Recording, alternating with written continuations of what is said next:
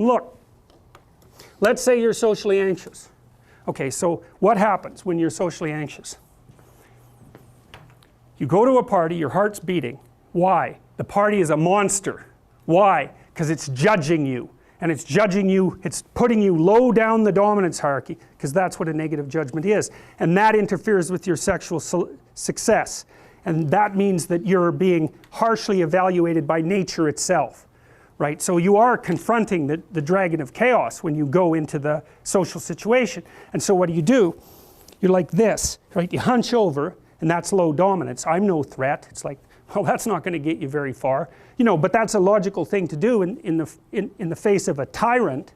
So I'm no threat. You know, you look at the king and you're dead. I'm no threat. I'm hunched over.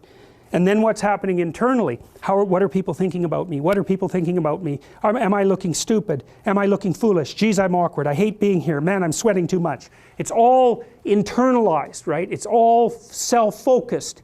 The eye isn't working. What do you tell people? Don't stop thinking about yourself, because you can't. It's like, don't think of a white elephant. White elephant, white elephant, white elephant. You can't tell someone to stop thinking about something because they get caught in a loop.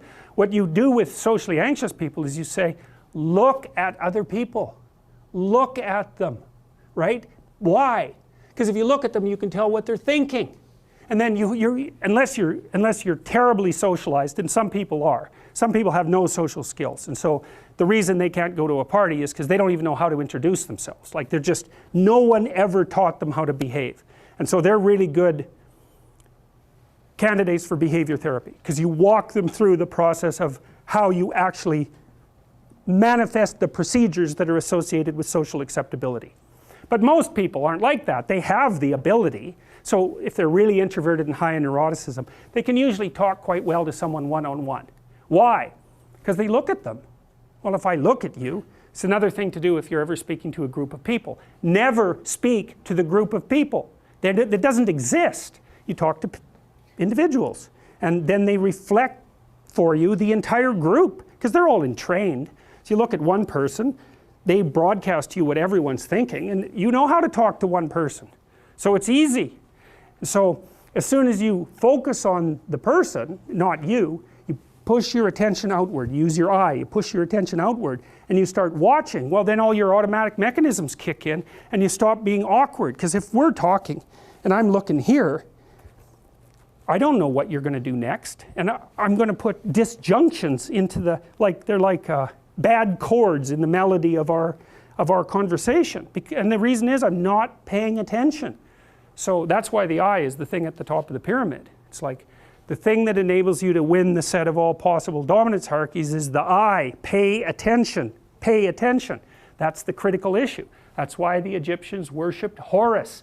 That's why Horus was the thing that rescued Osiris from the depths. It's the capacity to pay attention. What do you pay attention to most? What your right hemisphere signals as anomalous. It attracts your attention. It's like, this isn't going quite right. I'm not looking at that. Wrong. That's what you look at. That's what you look at. What's not going right. Because that's the terrible monster that might eat you, but it's also the place you get all the information.